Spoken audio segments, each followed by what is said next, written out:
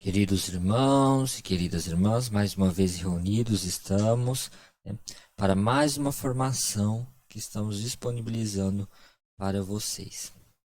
Hoje a nossa formação será ainda sobre o módulo 1 dos Fundamentos da Fé, porque sou católico. É uma questão que cada vez mais tem se procurado respostas por diversas pessoas.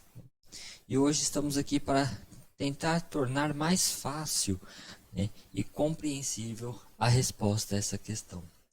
Uma pergunta importante e chave que todo católico, que todo cristão católico deve saber responder de forma precisa e de forma decidida a defender a sua fé. Então, neste momento, eu pergunto, antes de iniciarmos a nossa aula de hoje na Escola Mariana de Santo Afonso Maria de Ligório, por que você é católico? Não sei se já parou para refletir, se já parou para pensar a respeito deste tema. E se em algum momento sim, se você já conseguiu responder e se convencer de sua resposta a respeito deste tema, certo? Nossa aula de hoje, nossa formação de hoje é mais rápida, não é tão extensa e vem mais com o objetivo de refletir e ajudar também no discernimento as pessoas a conseguir a responder esta questão de fé, essa questão da nossa fé católica.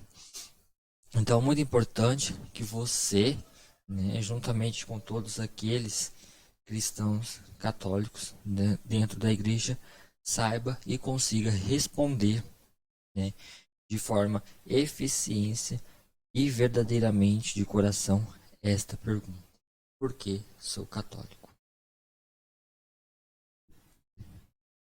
E aí, conseguiu responder? Você estaria preparado para responder essa questão? Imagina ainda responder isso para uma pessoa que não comunga ou desconhece a fé católica. Mais difícil ainda, né?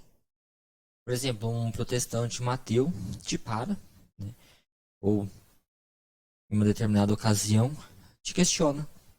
Simplesmente do nada ele pergunta: mas por que você é católico? Certamente ele conseguiria responder, porque ele é ateu, porque ele é protestante, porque ele é agnóstico, enfim. Mas você conseguiria responder por que você é católico? Por que você comunga dessa fé? Se você se convenceu de sua resposta, parabéns.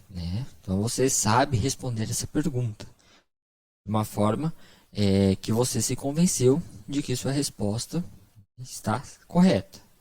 Que é por esse motivo que você é católico. Mas, além de se convencer, você conseguiria convencer um desconhecedor, um desconhecido da fé católica? Você conseguiria fazer com que ele se convencesse de sua resposta? Que você é católico por esse motivo? Então fica aí para refletirmos um pouco. Então, assim, não basta sermos católicos porque nascemos em uma família católica e a nossa família católica nos levou a essa fé. Muitas vezes nascemos num berço católico, mas esse berço católico também não é fecundo, não germina frutos e não nos lança para a fé católica. Isso também é um fato muito importante e que deve ser sempre levado em conta. Mas muitos falam assim: eu sou católico porque minha família é católica, porque eu nasci num berço católico, porque sempre fui levado para a igreja católica, e sempre estive no meio das missas e tudo mais. Então, por isso eu sou católico. Isso bastaria? Não. Não é uma resposta eficiente, digamos assim. Ou você é católico porque seus amigos são. Mas e daí? Como é que fica? Eu já fui católico porque meus amigos, a maioria eram católicos, porque as pessoas que eu conhecia no meu círculo de amizades eram católicos e tudo mais, Foi assim que eu comecei a me converter, na verdade. Então, no primeiro momento, eu era um católico porque meus amigos eram católicos. Comecei a conhecer a igreja, porque até então eu tinha uma influência grande protestante na minha vida. E aí, depois disso, eu comecei a me aprofundar na fé. E hoje, eu não diria que eu sou católico porque outra pessoa é católica, porque a minha família é ou não é católica. Ou você é católico porque simpatiza com o padre, com o papa, com o bispo. Né? Simplesmente, eu gostei dele, então eu sou católico. Aí acaba, né? Aí tem a sucessão apostólica, troca o bispo, troca o papa. Ih, não gostei desse aí não, não sou mais católico não. Não vou ser nada. Gostei do pastor lá, ó. Vou pra aquela lá. Né? E aí vai. Ou ser católico porque foi criado nos costumes católicos, né? Aí aqui entra aquelas famílias católicas, fervorosas, que segue a fé, né? Que transmite os ensinamentos na fé, que educa suas crianças na fé católica. Mas para você responder essa pergunta, você vai falar isso? Porque eu fui criado assim. Então, eu sou católico. Se eu fosse levar isso em conta, até hoje seria protestante. Né? Então, não podemos nos amparar nestes parâmetros para responder, né, essa pergunta, porque somos católicos. Simplesmente porque foi criado no catolicismo? Não. Eu fui criado no catolicismo, né? Se foi ótimo, né? Melhor.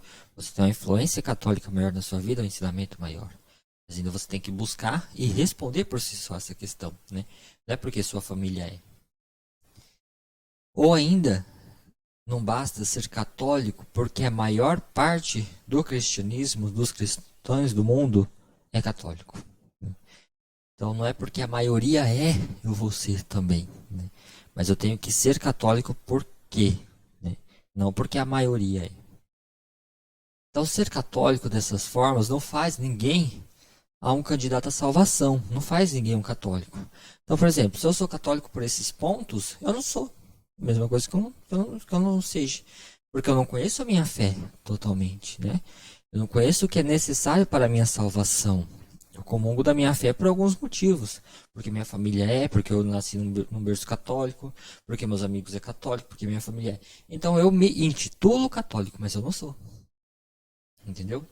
Então, a gente precisa conhecer. A gente precisa ser um praticante da Igreja de Cristo, do catolicismo. Senão, não alcançamos a salvação. Não somos um candidato à salvação. Estou dentro da Igreja de Cristo. Sim, você está. Mas e daí? Você é católico? Não, você só está dentro. Né? Então não faz de ninguém um católico. Né? Simplesmente esses motivos. Então, mas por que você é católico? Geralmente a gente completa a frase, né? Sou católico, perdão, porque, sei lá, alguma coisa, né? Completa. Então esses questionamentos ele deveria ser uma resposta clara. Né? Assim como alguém pergunta, muitas vezes para você, o endereço da sua casa, por exemplo. Qual que é o seu endereço? Meu endereço é tal, tal, tal. É tão assim automático, natural, né? Você sabe, você se localiza, você tem pontos de referência, né? E tudo mais. Então, esse questionamento deveria ter uma resposta mais ou menos fluida dessa forma, né?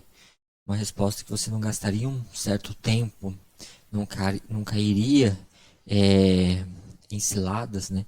Ao respondê-la. Teria que ser algo fluido, algo natural. Né? Então, esses questionamentos têm que ter essa resposta clara, definida e acabada, né? Para todos os católicos. Então, eu sou por isso, né? Eu sou por aquilo. E hoje vamos aprender a responder essas perguntas e a descobrir se realmente somos católicos. Olha só. Né? Porque lá no começo, a gente já viu que não basta ser católico porque a mãe é, porque o pai é, porque a avó é, porque desde criança nasceu no berço católico. Isso não basta, certo? A gente viu que isso não basta. Então, realmente, vamos descobrir se somos católicos ou não. Então, isso é muito importante. Então, para responder isso tudo, antes é necessário responder outra pergunta, outro questionamento, certo? Porque não basta dizermos que somos católicos ou entender o porquê disso se a gente não reconhece e não se convence que Jesus existiu. Porque, poxa, por que isso, né? O que tem a ver uma coisa com a outra? Eu sou católico, Jesus existiu ou não? Tem tudo a ver. Então isso é muito necessário, pois vimos, né, anteriormente no outro vídeo, que Jesus ele funda a sua igreja, certo? A sua direção e entrega a direção dessa igreja a Pedro, né, São Pedro, primeiro Papa. E não tem como crer na igreja, não tem como ser católico, não tem como, né, ser um católico se não acreditarmos que Jesus existiu. Porque, ou seja, Jesus não existiu, então, consequentemente, a minha igreja também não existe. Então, a minha igreja ela não é fundada pelo próprio Cristo. Ela foi fundada por qualquer outro, né? E o que é fundado por qualquer outro pode ser qualquer outra coisa, menos a Igreja Católica. A Igreja Católica que foi fundada pelo próprio Cristo Jesus, que está na Sagrada Escritura, certo? Que está nos Evangelhos. Se você tem dúvida a respeito disso, volta lá na nossa outra aula, né? Na nossa aula onde falamos um pouquinho da igreja, onde falamos que é a igreja de Cristo, tá? Sobre o fundamento, quando foi fundada, onde foi fundada, aonde está na Bíblia, né? Todos esses questionamentos estão lá no outro vídeo. Então Jesus existiu. Nos convencemos disso, também nos convencemos de que Jesus fundou a igreja, porque isso está na Sagrada Escritura. Se você acredita na Bíblia, né? Se você acredita na Sagrada Escritura, seja católico, protestante, o que for, né? No Evangelho, a gente tem exatamente quando Jesus funda a igreja e entrega a Pedro, né? A igreja de 2000 anos atrás. Está lá no outro vídeo também. Que é a igreja que temos até hoje, a Igreja Católica, certo? A mais antiga instituição, né? Hoje em atividade no mundo, certo? Então, Jesus existiu, criou sua igreja, entregou ela a Pedro, primeiro Papa, e que vai, através da sucessão apostólica, que fala um pouquinho no outro vídeo também, chegar até hoje ao Papa Francisco, né? E dele para outros até o fim dos tempos, certo? Então vamos argumentar essa existência sobre alguns autores da antiguidade. Então, ou seja, vamos falar lá de antigamente, né? Porque muitos falam assim, mas essa história de Jesus, o cristianismo e tudo mais, isso é história, é invenção dos homens e tudo mais, né? É coisa atual para doutrinar o povo. Não. Vamos usar alguns autores da antiguidade, autores muito antigos, tá? Próximo do período de Cristo mesmo. Tá? Que isso vai respaldar e vai nos mostrar que realmente Cristo viveu naquela época. E é claro que naquela época era tudo mais forte, porque as pessoas tinham contato, era tudo muito mais recente, né? Então, Suetônio, ele viveu no ano de 69 a 126, né? A igreja foi fundada aí por volta do ano 30, próximo da morte de Jesus, que ele instituiu sua igreja.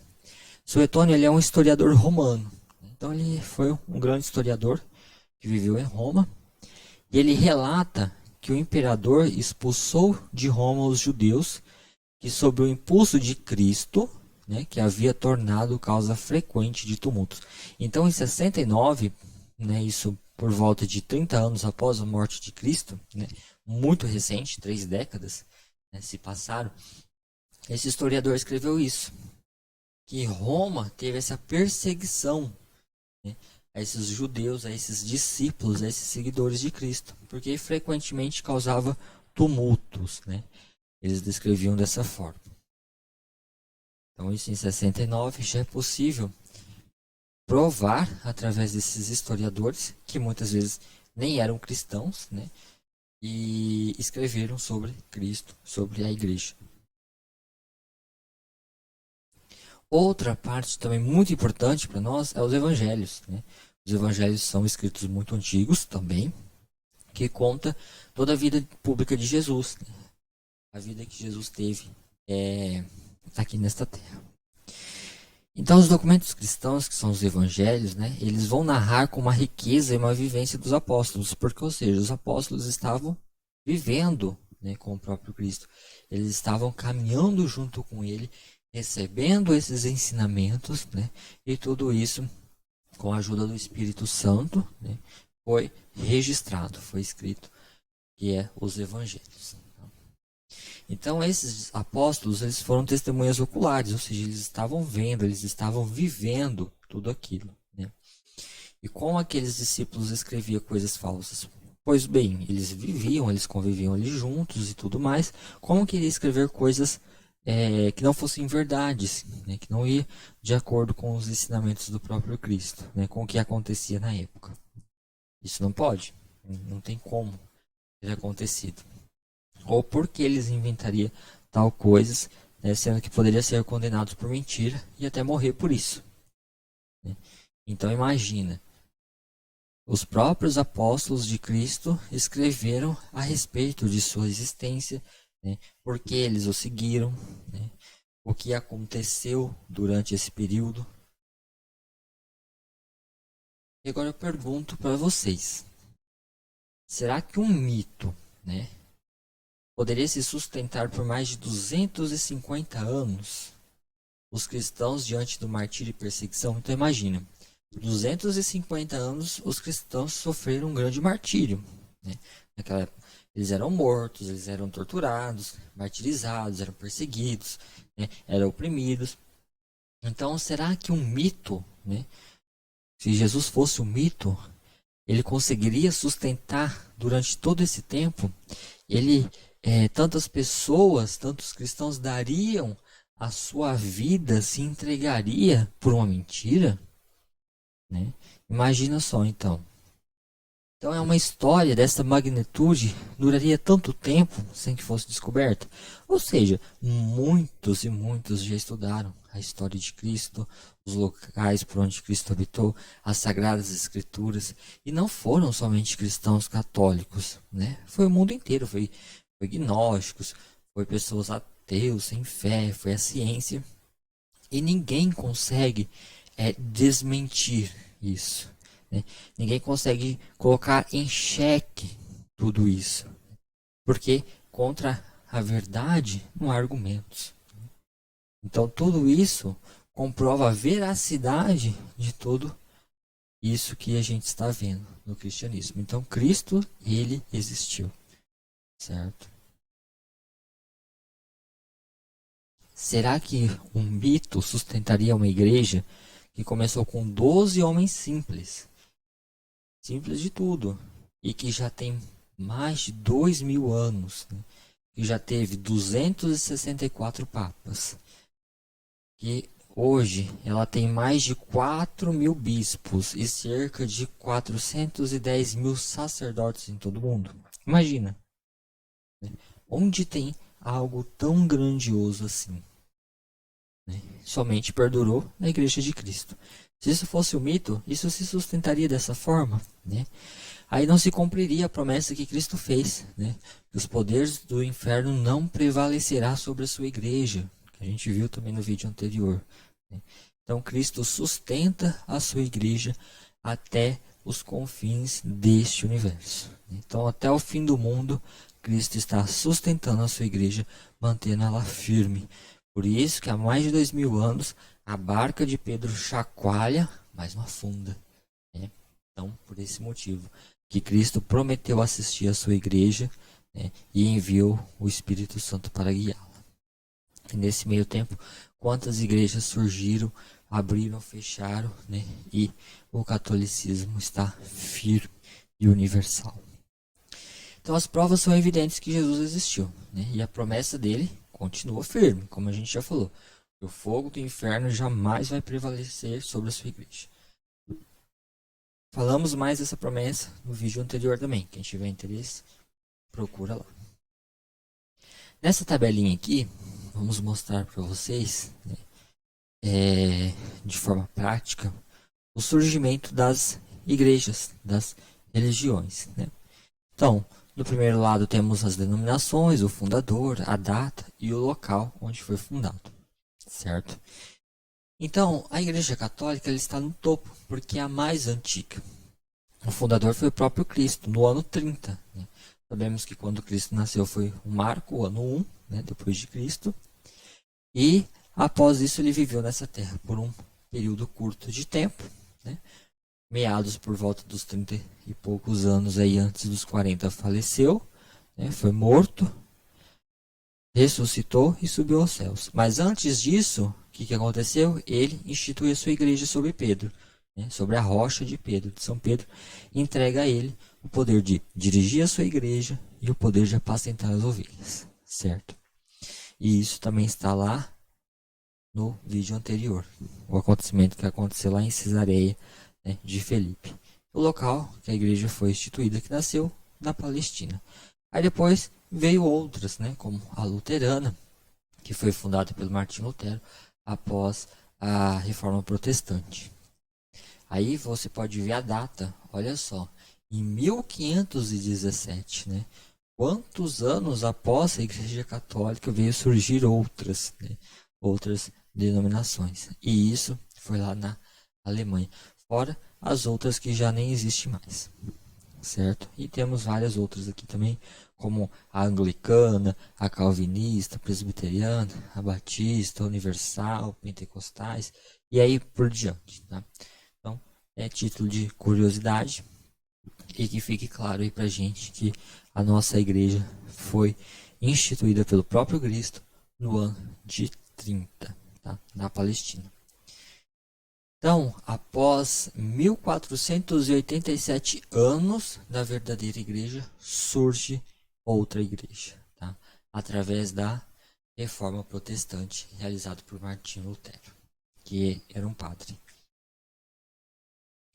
E agora vamos ver o que significa um pouquinho alguns termos, né, que a gente chama a nossa igreja. Muitos falam assim, eu sou da igreja católica, apostólica, romana, né? Mas você sabe o que significa isso, né? Muitos acham que isso é um nome de uma igreja, assim como tantas placas de igreja que temos aí, né, por onde quer que vamos. Mas não, isso não é uma placa, um nome, né? Isso são características, isso é o cerne da igreja, né? Então é a forma que chamamos a igreja, que são características dela deixadas, incutidas pelo próprio Cristo, né, nessa igreja. Então ela é única, então ela tem essas características e o nome dela são esses adjetivos, podemos dizer assim. Católico. Vocês acham que católico é o nome, né? Muita gente ainda nos dias de hoje acha. Quando fala assim, sou da igreja católica. Significa que católico é um nome, né? Mas católico é uma qualidade, né? Ela significa universal. O que é universal? O que é algo universal? Uma qualidade dessa igreja. Então, ela não é um nome, né? Como tantos nomes que temos aí de denominações religiosas. Mas ela é o significado de universal.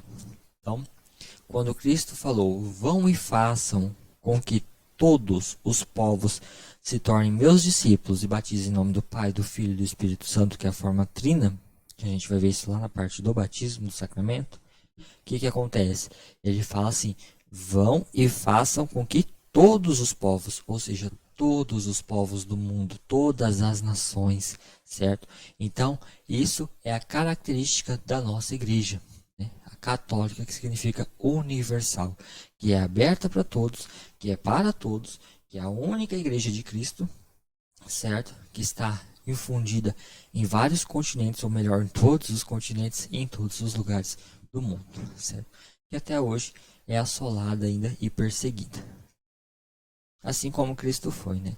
Se não há perseguição, se não há investida do demônio, pode saber que você está do lado dele, né? E aí, reveja e volte aos trilhos. Então já falamos o que é católica, agora vamos falar um pouquinho sobre o que é apostólica, o que significa isso, né? Então a igreja é católica, apostólica. Apostólica significa enviada. Olha só que legal. Então ela é universal e ela também é enviada.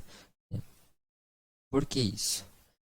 Jesus envia sua igreja para dar continuidade no pedido de Jesus. Então, Jesus envia a igreja para dar continuidade em tudo aquilo que ele já estava fazendo. Vão e façam com que todos os povos se tornem meus discípulos, né? Então, neste momento, ele envia a sua igreja. Ele envia os seus apóstolos para que eles façam o quê? Dissemine a igreja, dissemine o catolicismo, certo? Que é essa igreja universal que estamos falando. Então, devido à sucessão apostólica, né, a igreja dos discípulos de Jesus, que se perpetuou até hoje, né, como forma de sucessão interrupta, ela também ganha esse nome de apostólica, de enviada. Então, como aqueles apóstolos de Jesus foram enviados lá atrás, né, no início da igreja, hoje eles são chamados e enviados, né? Isso continua, se perpetua até os dias de hoje, devido a essa sucessão apostólica interrupta. O que significa sucessão apostólica? A gente falou no outro vídeo, vamos repetir um pouquinho aqui. Sucessão apostólica significa que a transmissão, né, dessa sucessão do poder dado por Jesus ao próprio Pedro, né, de tudo que ele ligasse na terra será ligado no céu, tudo que ele desligar da terra será desligado no céu. Então, praticamente deu a chave do céu para Pedro. E essa linhagem de poder, ela continua até hoje de uma forma interrupta. Então, a gente teve o primeiro Papa São Pedro, né, o apóstolo do próprio Cristo Jesus, que recebeu os ensinamentos dele. E esses ensinamentos foram transmitidos. Claro, os apóstolos vão morrendo, né, os papas vão morrendo. E com isso é escolhido os novos e passado essa sucessão apostólica que até hoje foi interrupta na história da Igreja Católica. Ou seja, não tivemos períodos que quebrou essa sucessão apostólica. Então sempre estamos em sucessão. E romana, né, devido a sua sede, que está situada em Roma, né, que é o estado do Vaticano. Então por isso que a gente fala que é a Igreja Católica Apostólica Romana. Então é a Igreja Universal, né, disposta no mundo inteiro para que todos tenham acesso, certo? Enviada pelo próprio Cristo, né, apostólica, e com os seus membros, né, fazendo as missões de Cristo aqui na Terra junto com uma igreja, e essa igreja com a sede, né, com o seu governo em Roma. Então por isso que a gente chama a igreja de católica, apostólica, romana. E também tem outras características dessa igreja. A gente fala que a igreja ela é una, ela é santa, ela é católica, apostólica, romana, né? Muitos já devem ter escutado também esses termos. Então, pois bem, vamos vê-los também. O termo una, o que significa una? O próprio nome já diz, una é única. Assim como há um só Deus, também há uma só igreja, há um só povo, há um só batismo, né?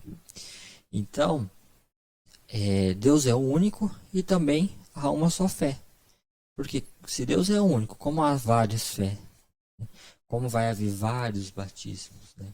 Então, São Pedro dizia isso. Assim como há um só Deus, assim também há uma só fé e assim também há um único batismo. Por que será a única Por que disso, né? Porque ela é a única fundada por Jesus. Por isso que chamamos ela de una. Então não há outra que o próprio Cristo instituiu para continuar propagando aí os seus sacramentos, né, para salvar e santificar a humanidade. Que falamos um pouquinho disso também no vídeo anterior e vamos falar em sacramentos. Santa. Como a gente fala que ela é santa, né? Por que a igreja é santa? Falamos também isso um pouquinho no outro vídeo. Santa porque ela é infalível. Quando a gente falou em infalibilidade no outro vídeo, falamos que a igreja ela é santa. Mas como assim infalível, né? Então só quem é santo pode levar a outra santidade. Ou seja, a igreja por si só ela é santa, né? Ou erros ou quedas são devidos a falhas humanas, não é falha da igreja. Então aqueles que a governam que são falhos. Tá? Então a igreja é um sustentáculo de fé e salvação. Então ela, assim como Cristo, no outro vídeo a gente viu, né, essa parte da natureza da igreja, que ela é terrestre e divina, então ela é santa, ela é infalível. Então ela não erra. Quem erra são aqueles que a dirigem, né? Então são o povo que erra, né? São seus coordenadores e não ela. E agora já mais pro finalzinho, para vocês começarem a formular aí a resposta de vocês, porque somos católicos, né? E até agora já vimos um ponto fundamental, que que somos católicos porque Cristo existiu, né? Que somos católicos porque a Igreja Católica, ela é a única, né? Ela é universal para todos, foi instituída pelo próprio Cristo, porque a Igreja Católica nasceu no ano de 30, né? Aproximadamente, lá em Palestina, que está na Bíblia a sua criação, que Pedro foi o seu primeiro Papa, e que a Igreja que tem Pedro como primeiro Papa e a sucessão apostólica até hoje é a Igreja Católica, né? Então, tudo isso já nos mostra e nos ajuda a formular aí e a buscar as nossas respostas, certo? Vamos ver os 14 pontos que nos fazem católicos, tá? Então aqui é um resuminho de forma rápida, tá? De 14 pontos importantes que podemos afirmar e que pode nos ajudar a dizer não sou católico devido a isso, que a gente vai ver agora.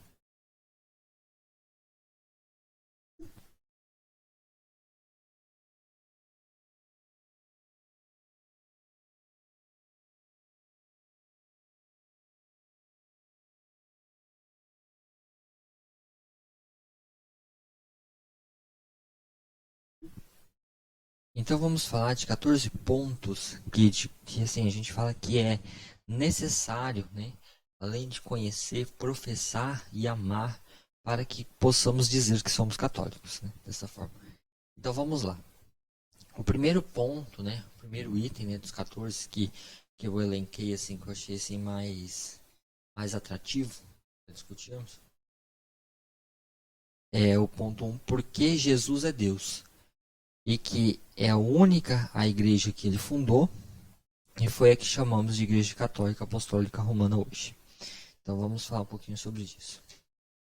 Então a gente viu que Jesus existiu, né? Se convencemos disso, né? Aceitamos isso, a Sagrada Escritura nos mostra isso, autores antigos nos mostram isso, né? E tantos outros pesquisadores fora da igreja, fora do cristianismo, que pesquisaram, tentaram, né, achar alguma falha aí da história, algum ponto para contestar e não conseguiram. Então Jesus existiu, e também temos que crer que Jesus é Deus, certo? Então isso vai entrar na parte de Trindade, tem uma parte específica para isso, né, das nossas aulas. Mas Jesus, ele é Deus. Então, Deus é Deus, Jesus é Deus, o Espírito Santo é Deus. Mas é um único Deus. É um Deus só, mais três pessoas distintas. Tá? E ele fundou uma única igreja. Porque não teria sentido nenhum fundar duas. Né? Três, quatro, cinco. Então, ele deixou sua única igreja, que é a Igreja Católica, no início, né? Lá da caminhada da Igreja Católica, dirigida pelo primeiro Papa, São Pedro. E essa igreja que ele fundou é a que chamamos hoje de Católica Apostólica Romana. Então esse é o primeiro ponto fundamental para que possamos dizer que somos católicos e acreditar nisso. Devemos acreditar também, né, e como vimos isso e fica bem claro, principalmente no Evangelho, que somos católicos porque a igreja é uma instituição divina. Então Jesus instituiu com a missão de levar a salvação a todos.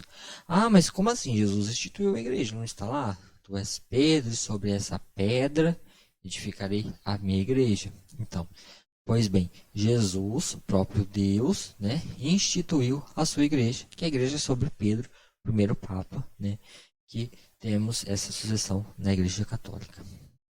Beleza. Mas, e as outras, né? Como que funciona? As outras foram, como vimos naquele quadro anterior, os seus fundadores foram todos homens, né?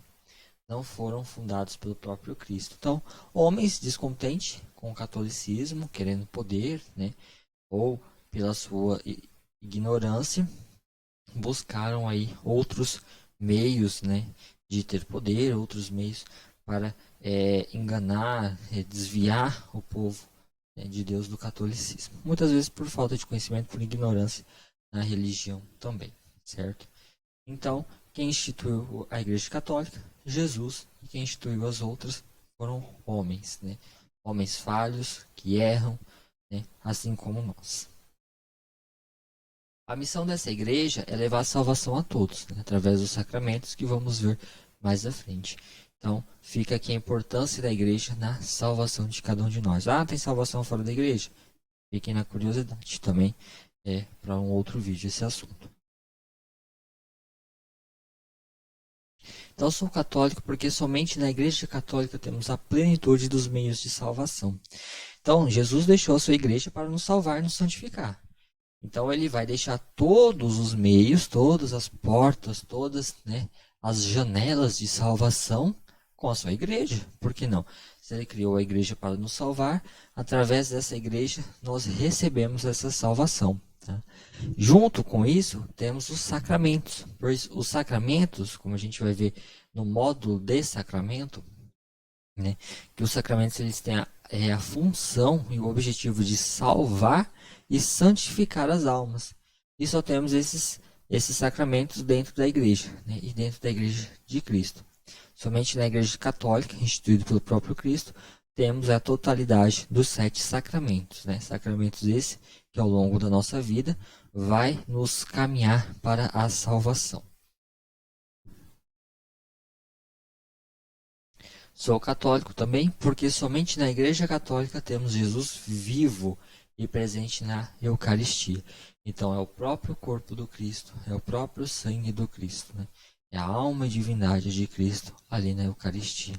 Então em todos os sacrários da terra, em todos os sacrários das igrejas católicas, né, do mundo, ali está o próprio Cristo, o maior tesouro da igreja, né, que fica dentro dos sacrários, que é o próprio corpo de Cristo Jesus.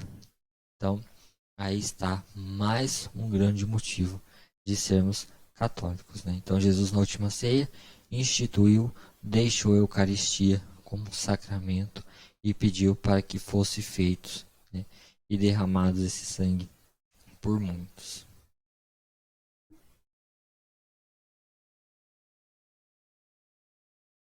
Aí você vai falar assim, ah, mas na igreja de fulano lá também tem o pãozinho, tem o suquinho no copinho de café, e que não sei o que lá, que eles falam que é o corpo e o sangue de Cristo, tal. Vamos até voltar aqui.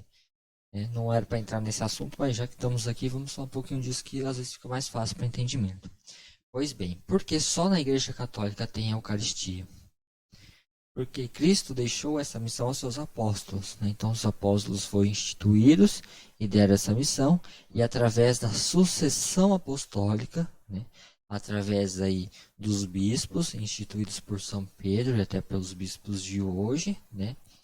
Foi ordenados padres, e somente os padres ordenados com licença podem, né, fazer essa consagração, essa transubstanciação do pão em corpo e do vinho em sangue de Cristo. Então, se eu pegar um pedaço de pão, se eu pegar um copo de vinho, pronunciar a fórmula, pronunciar, né, os meios de falar que aquilo é o corpo e sangue de Cristo, eu sou um farsante, né? Eu estou em um pecado também muito grave. Então, neste momento, né, podemos afirmar que somente na Igreja Católica tem essa presença eucarística, verdadeiramente, certo? Nas outras é apenas ilustrativos, porque eles não têm esse poder de instituir, né, e de ministrar o corpo e o sangue de Cristo. Não foi dado a eles esse poder e essa missão.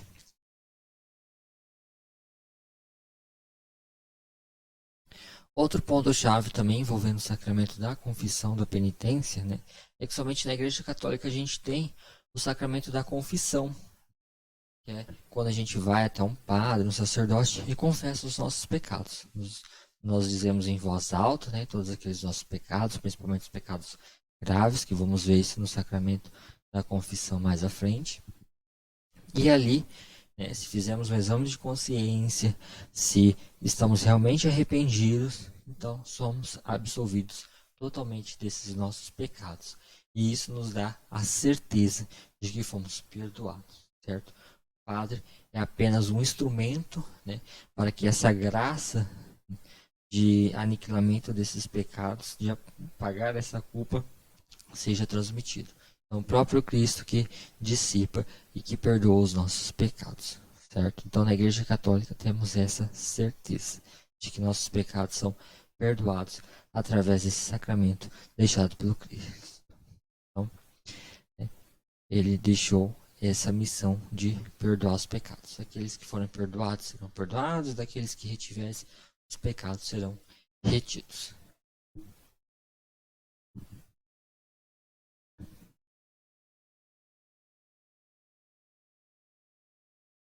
Então vamos lá. O sexto ponto, né, então, porque somos católicos, porque somente na Igreja Católica tem uma história belíssima de 2000 anos. Então, poxa, como você pode dizer que a igreja ali da esquina é a Igreja de Cristo? É a verdadeira igreja, sendo que ela apenas tem 20 anos que foi fundada. E Cristo viveu, né, nesta terra até por volta do ano 30 e poucos. Então, não teria como. A Igreja Católica tem mais de 2000 anos, né? Essa história belíssima, uma história interrupta, né, que em momento algum deixou de existir. Mesmo com muitos erros, sim, cometidos, né, porque é dirigida por humanos, então, os humanos, os leigos, né, que somos nós, o clero, eles erram, caem em pecados, né, mas mesmo assim, a igreja, que é amparada pelo próprio Cristo, vive ainda, está de portas abertas, esperando todos, né, e com o objetivo de levar todos à salvação e santificação das almas.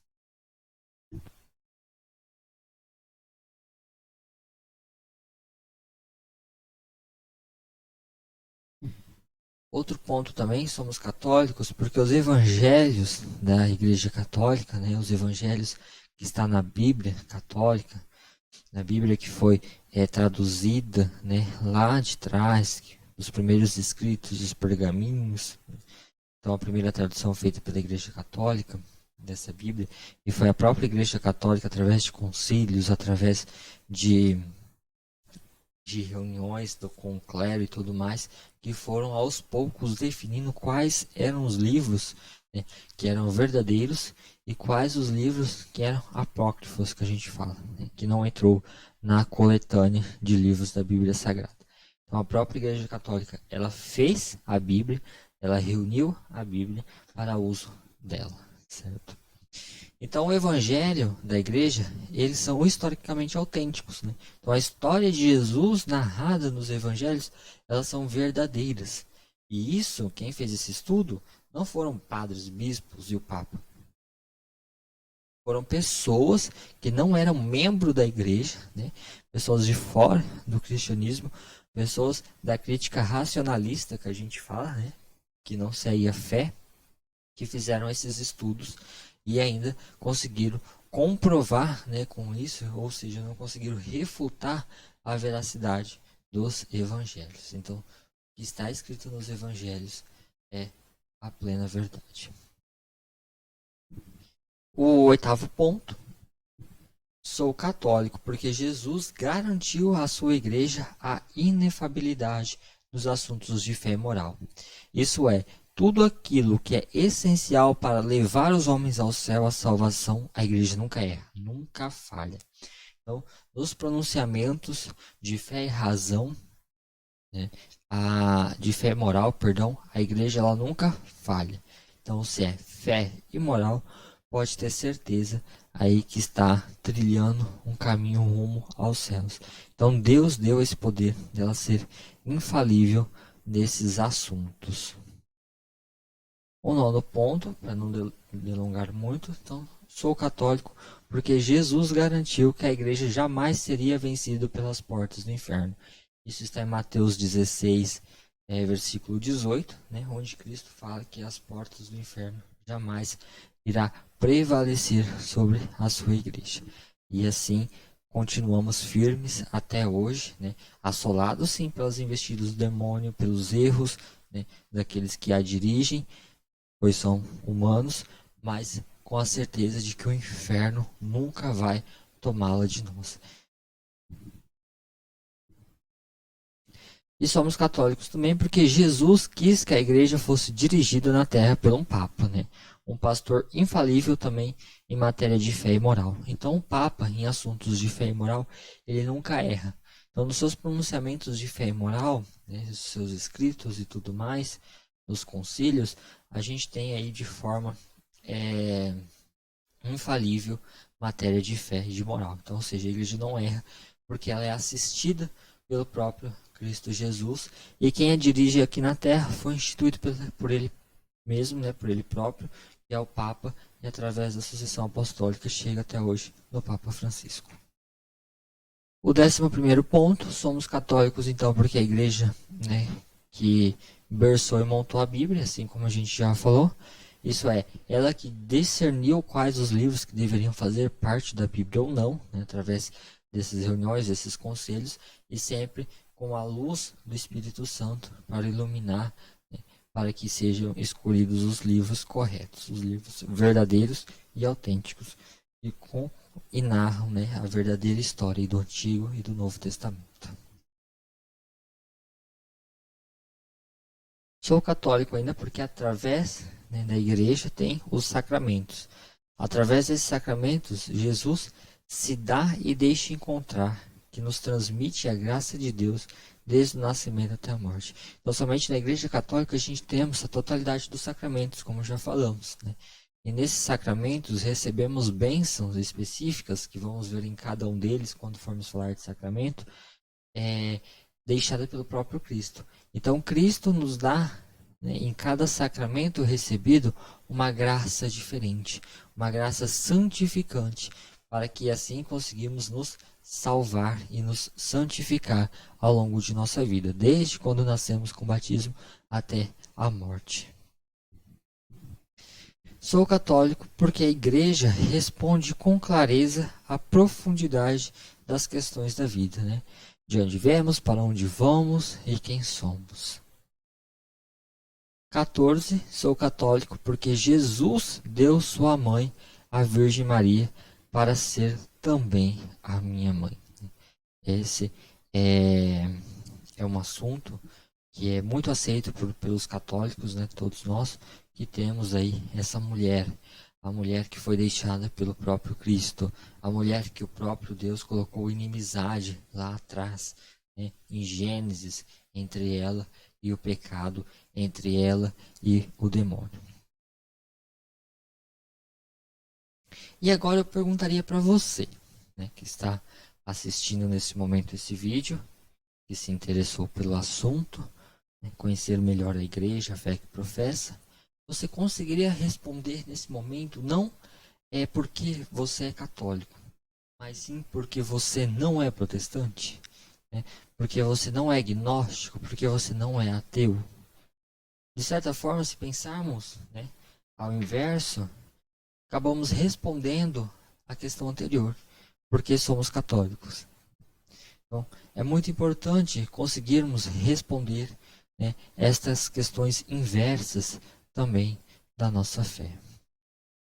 Neste momento, então, encerramos esse momento nosso de formação com o tema Porque Sou Católico.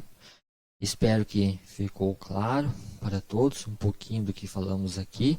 Claro que se formos aprofundarmos, vamos longe, né?